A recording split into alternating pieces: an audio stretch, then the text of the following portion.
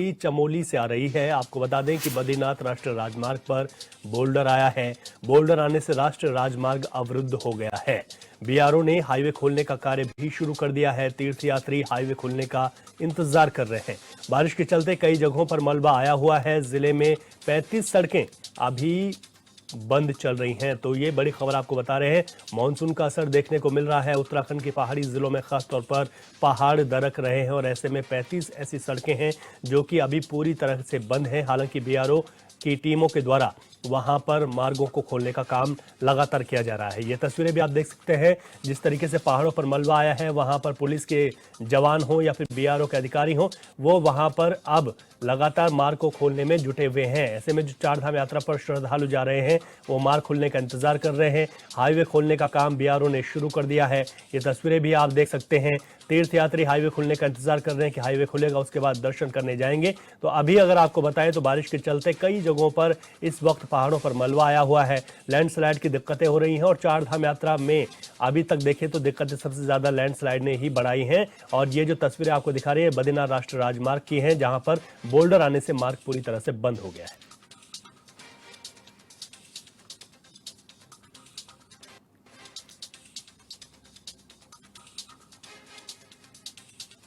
अब एक अच्छी खबर है। प्रदेश के सरकारी अस्पतालों में इलाज सस्ता हो गया है। प्रदेश सरकार ने सरकारी अस्पतालों के ओपीडी के पर्चे की फीस को कम कर दिया है। सीएम धामी का कहना है कि प्रदेश सरकार लगातार जनहित में बड़े कदम उठा रही है। इसी दिशा में सरकार ने सरकारी अस्पतालों में ओपीडी पर्चे की फीस में कटौती कर दी है। साथ ही एम्बुलेंस सेवा के लिए भी किराए में कमी की गई है। प्रदेश सरकार ने सरकारी अस्पतालों में हर साल 10% बढ़ाने वाले यूजर चार्ज को भी अब समाप्त कर दिया है। प्रमुख सचिव खाद्य उनकी अगुवाई करती हुई विशिष्ट अतिथि हमारे राज्य की जो हमारी राज्य की सरकार की प्राथमिकता है कि राज्य के अंदर जो हमारे सेक्टर बहुत महत्वपूर्ण है, उसमें से एक तो हमारा स्वास्थ्य और चिकित्सा का क्षेत्र है, दूसरा शिक्षा का क्षेत्र है। इन दोनों ही क्षेत्रों में हम लगातार प्रयास कर रहे हैं कि लोगों को अच्छी शिक्षा मिले, दूर दराज के क्षेत्रों में शिक्षा और चिकित्सा दोनों मिले, आसानी से मिले, उनको परेशान न होना पड़े, उनको बहुत सरल और आसानी से मिल जाए, कम फीस में मिल जाए। तो उसी के लिए हमने निर्णय लिए और आगे भी हम इस प्रकार की योजना लगातार करते रहेंगे जिससे कि आम जनता को लाभ हो। उत्तराखंड की बद्रीनाथ और मंगलौर विधानसभा सीट पर 10 जुलाई को उपचुनाव होने वाला है, जिसको लेकर बीजेपी और कांग्रेस जोर शोर से प्रचार में जुट गई है। इसी के चलते पौड़ी गढ़वाल लोकसभा सीट से सांसद अनिल बलूनी ने जोशीमठ में स्थानीय लोगों से मुलाकात की है। बलूनी ने मुलाकात के दौरान सभी से बद्रीनाथ सीट से बीजेपी प्रत्याशी के पक्ष में वोट करने की अपील की। इस मौके पर उनके साथ कैबिनेट मंत्री धन सिंह रावत भी मौजूद थे।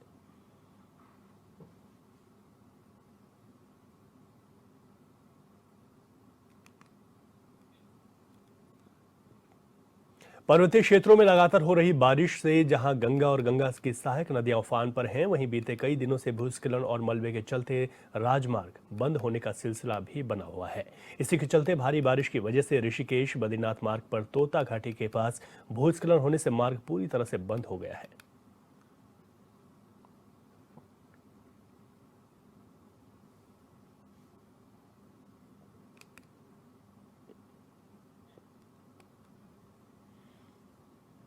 गरीब तबके के लोगों को मुफ्त सुविधा उपलब्ध कराने के लिए राजधानी देहरादून के दून अस्पताल में हर वार्ड के अंदर आयुष्मान कार्ड बनवाने का अभियान शुरू किया गया है।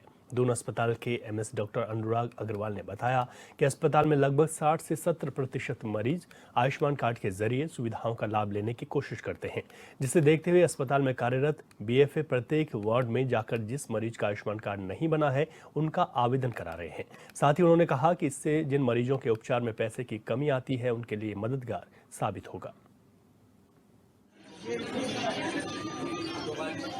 इसमें सरकार का पूरा सहयोग है। हमारे यहाँ भी पूरी टीम है जो मरीजों की आयुष्मान कार्ड बनवाने में सहायता करती है, तथा जो भी मरीज हैं उनका अगर आयुष्मान के तहत ही हम लोग इलाज करना सभी लोग प्रेफर भी करते हैं। तो बताना चाहूँगा कि अस्पताल में कम से कम 60 से 70% मरीज आयुष्मान के तहत ही इस योजना का फ़ायदा लेते हैं। इसके अलावा जो हमारे बीएफए हैं, जो असिस्टेंट लोग हैं, इसमें वो आजकल वार्ड में जाकर हर वार्ड में जो मरीज आयुष्मान योजना के तहत नहीं है उनका आयुष्मान कार्ड बनवाने की एक प्रोसेस शुरू करते हैं कि क्या उनके पास डॉक्यूमेंट की कमी है, और वो उसमें पूरी सहायता करते हैं। चमोली लेकर चलते हैं, जहां पर उपचुनाव की तैयारियों में भाजपा जुटी है और मुख्यमंत्री पुष्कर सिंह धामी यहां पर मौजूद हैं। यहां पर अपना संबोधन वो शुरू कर रहे हैं।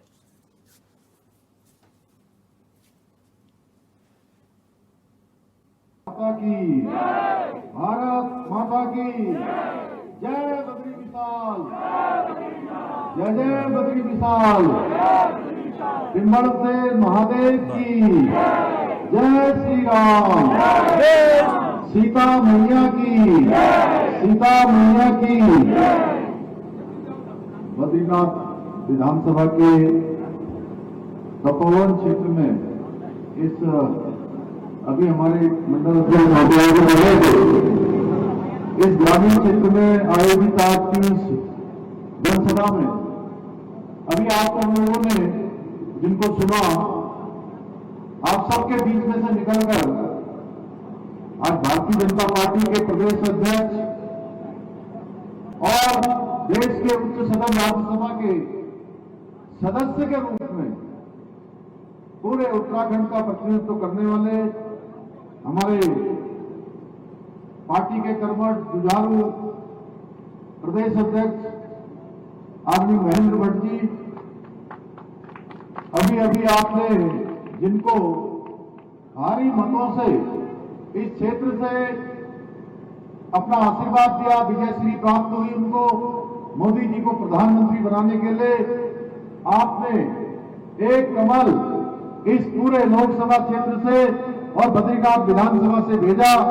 हमारे भाई अनिल बलूनी जी और आप सबके बीच में लगातार इस पूरे जनपद को आगे बढ़ाने के लिए अनेक वर्षों से प्रयास करने वाले मेरे साथ उत्तराखंड सरकार में कैबिनेट मंत्री और यहां के प्रभारी, इस जनपद चमोली के प्रभारी आदरणीय डॉक्टर धन सिंह रावत जी, और आज जिनके लिए मैं भी ये मंच पर उपस्थित सारे हमारे नेतागण, हमारी सभी माताएं बहनें यहां पर सब लोग उनके समर्थन में यहां पर उपस्थित हुए हैं।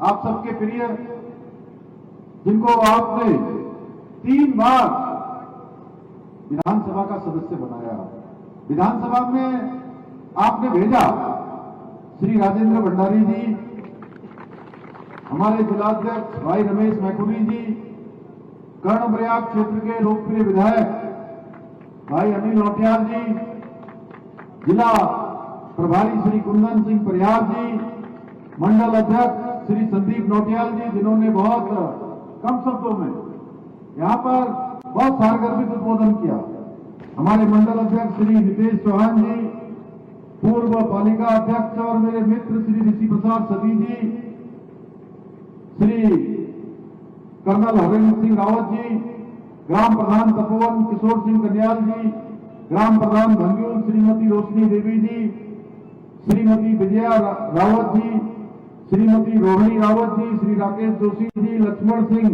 हरकिया जी, वरिष्ठ नेता श्री राकेश भंडारी जी, पूर्व प्रमुख सुचिता चौहान जी, श्रीमती रुक्मणी देवी जी, कैप्टन श्री मदन सिंह बरसवाण जी, श्रीमती आशा देवी जी, जिला पंचायत सदस्य श्री नितिन व्यास जी, सभी हमारे आए हुए सभी क्षेत्र पंचायत के सदस्य, सभी प्रधानगण बड़ी संख्या में यहां पर पधारे, मेरी सभी माताएं बहनें और हमारे सभी बड़े बुजुर्ग, उपस्थित मेरे नौजवान साथियों, हमारे पत्रकार मित्रों एवं छायाकार बंधुओं, मैं सबसे पहले तो आप सब इतनी बड़ी संख्या में यहां पर उपस्थित हुए हैं, मैं आप सबका अपनी ओर से आप सबका मैं स्वागत करता हूं, आप सबका अभिनंदन करता हूं और भगवान बद्री विशाल की इस पवित्र भूमि को शीश नवाकर नमन करता हूं, प्रणाम करता हूं। साथ में महादेव शिव और पार्वती की तपोस्थली इस तपोवन की पुण्य भूमि को भी दंडवत प्रणाम करता हूं। भाइयों बहनों, आप सभी के समक्ष आज बद्रीनाथ विधानसभा क्षेत्र के उपचुनाव में भारतीय जनता पार्टी के प्रत्याशी श्री राजेंद्र सिंह भंडारी जी के लिए समर्थन और आपका आशीर्वाद लेने के लिए आप सबके बीच में उपस्थित हुआ हूं। आप सभी बद्रीनाथ विधानसभा क्षेत्र के विकास और प्रगति के लिए जो काम श्री राजेंद्र भंडारी जी ने किसी भी दल में रहते हुए, पहले कांग्रेस पार्टी में थे, कांग्रेस पार्टी में रहते हुए लगातार उन्होंने इस क्षेत्र को आगे बढ़ाने के लिए, यहां के विकास के लिए काम किया है, वो कोई बताने की आवश्यकता नहीं है, आप सब जानते हैं। यही कारण है कि बद्रीनाथ क्षेत्र के विकास को प्राथमिकता देते हुए उन्होंने अपने विधायक पद को कांग्रेस पार्टी में छोड़ना ज्यादा अच्छा समझा और बद्रीनाथ के विधानसभा को प्राथमिकता को उन्होंने चुना है कि बद्रीनाथ विधानसभा का विकास करना है। मुझे पूरा विश्वास है कि इस बार विधानसभा बद्रीनाथ के सभी हमारी माताएं बहनें, सभी हमारे बड़े बुजुर्ग, सभी हमारे नवीन हमारे नवयुवक साथी विकास की धारा को आगे बढ़ाने के लिए कमल के फूल के निशान पर मोहर लगाने जाएंगे और भारी बहुमत से राजेंद्र भंडारी जी को जिताकर विकास के रथ को आगे बढ़ाएंगे। भाइयों बहनों, हम सभी जानते हैं आज मोदी जी के नेतृत्व में किस प्रकार से भारत विकास की नई गौरव गाथा लिख रहा है। पूरी दुनिया के अंदर आज भारत का किस प्रकार से मान सम्मान बढ़ रहा है और मोदी जी के नेतृत्व में आधुनिक भारत के निर्माण के साथ जो हमारी सांस्कृतिक विरासत है, उस विरासत को भी बढ़ावा मिल रहा है। उसके लिए हम अगर हमारे यही बद्रीनाथ जी की बात करें, देखिए बद्रीनाथ जी में एक नव निर्माण, पुनर्निर्माण, एक मास्टर प्लान का काम चल रहा है। 4 धाम ऑल वेदर रोडें बनी है। भाइयों बहनों, केदारनाथ जी का मास्टर प्लान और नव निर्माण का काम तेजी से चल रहा है और हम सब जानते हैं कि आज मोदी जी पूरे देश को एक परिवार मानकर 140 करोड़ भारतवासियों को, चाहे वो हमारे सीमांत क्षेत्र माणा के लोग हों, चाहे नीति के लोग हों, या मलारी के लोग हों, या गुंजी या आदि कैलाश के लोग हों, पूरे देश को एक सूत्र में बांधने का काम एक परिवार के मुखिया के नाते, एक संरक्षक के नाते, जैसे माता पिता अपने घर में अपने बेटे बेटियों की चिंता करते हैं, उसी प्रकार से हमारे प्रधानमंत्री मोदी जी देश के एक एक व्यक्ति की चिंता करते हैं।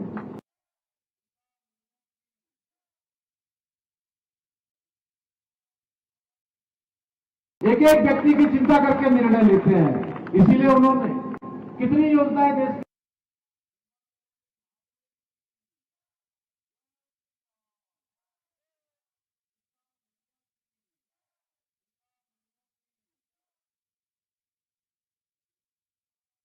के अंदर चलाई है।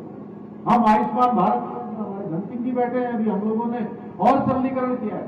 अभी कैबिनेट में हम लोग बहुत बड़ा फैसला करने वाले हैं।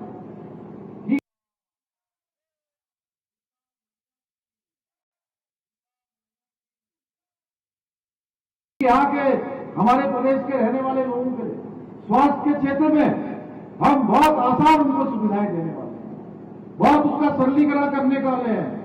आप जानते हैं आयुष्मान भारत योजना आज देश की कितनी बड़ी योजना है, देश की नहीं दुनिया की सबसे बड़ी योजना है। भाइयों बहनों, आज देश को आजाद हुए हम 75 साल से भी ज्यादा हो गए और इन सालों में कोई प्रधानमंत्री ऐसा नहीं आया जिसने ये सोचा हो कि देश के अंदर रहने वाले गरीब परिवारों का, गरीब माताओं बहनों का, बड़े बुजुर्गों का अगर उनको कोई इलाज की समस्या आ जाए तो उनका इलाज कैसा होगा, उनके इलाज की चिंता, उनको 5 लाख रुपए तक का एक साल में इलाज की गारंटी किसी प्रधानमंत्री ने दी तो प्रधानमंत्री मोदी जी ने दी। भाइयों बहनों, किसानों के लिए किसान समृद्धि योजना, प्रधानमंत्री आवास योजना, गैस के सिलेंडर गांव-गांव और घर-घर पहुंचाने का काम उज्ज्वला योजना के माध्यम से प्रधानमंत्री मोदी जी ने किया। मुफ्त राशन योजना हमने देखा कोरोना महामारी में किस प्रकार से परेशानी खड़ी हो गई थी। लोगों के घर में चूल्हा जलना मुश्किल हो गया था। राशन कहां से मिलेगा, क्योंकि छोटी नौकरी थी, रोजगार था, सारा बंद हो गया। उस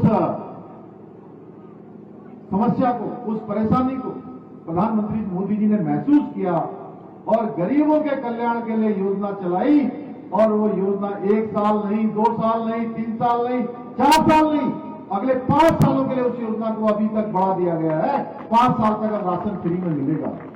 इसके साथ साथ हर घर से नल जल पहुंचाने जैसी योजनाओं को देश और प्रदेश के अंदर घर घर तक पहुंचाने का काम हो रहा है। अंतिम व्यक्ति तक शासन पहुंचाने का काम हो रहा है। प्रधानमंत्री मोदी जी ने राष्ट्रहित को सर्वोपरि मानते हुए अनेक ऐसे फैसले लिए जिनके कारण से उन्होंने कभी राजनीतिक नफा नुकसान नहीं देखा। उन्होंने ये नहीं देखा कि मेरा क्या नुकसान होगा, मेरी पार्टी का क्या नुकसान होगा। उन्होंने अगर सबसे पहले किसी का फायदा देखा, देशवासियों का देखा और देश का फायदा देखा, इसे उन्होंने कश्मीर के अंदर धारा 370 समाप्त की। 3 तलाक का खात्मा किया, सीएए का कानून लगाया और देश पर आतंकवादियों और अलगाववादियों का, जिहादियों का, हमारे सैनिकों पर हमला होता था। हम भली भांति जानते हैं, हम यहाँ तपोवन के लोग, ये चमोली के लोग, बद्रीनाथ विधानसभा के लोग, उत्तराखंड के लोग भली भांति जानते हैं। देखिए, कोई दिन ऐसा नहीं होता था जिस दिन हमको ये समाचार सुनने को नहीं मिलता था कि आज कश्मीर में रजौरी में ये घटना हो गई, आज पुंछ में ये घटना हो गई, आज कारगिल में हमारे यहाँ के रहने वाले एक और वीर सपूत को देश के लिए बलिदान देना पड़ा, उसने अपनी शहादत दे दी। सियाचिन ग्लेशियर में आज ये घटना हो गई। भाइयों बहनों, इस घटना पर भी पूरी तरह से आज रोक लगाने का काम, पूरी तरह से जवाब देने का काम अगर किसी ने किया तो हमारे प्रधानमंत्री मोदी जी ने किया। जरूरत पड़ी तो पाकिस्तान के अंदर जाकर सर्जिकल स्ट्राइक करेंगे। गलवान घाटी में चीन के सैनिक आते हैं तो भारत की सेना के लोगों ने उनके छक्के छुड़ाने का काम किया। तो आज की घाटी में अगर चीन के सैनिक आते हैं, उन सैनिकों को उल्टे पैर दौड़ाने को लिए मजबूर करने का काम भारत की सेना ने मोदी जी के नेतृत्व में किया। इसी प्रकार से अनेक काम अयोध्या में हम सब भगवान बद्री विशाल की धरती पर रहते हैं और हम ये चाहते थे, उत्तराखंड के लोग, हमारे इस बद्रीनाथ विधानसभा के लोग, कि अयोध्या में जहां भगवान पैदा हुए वहां राम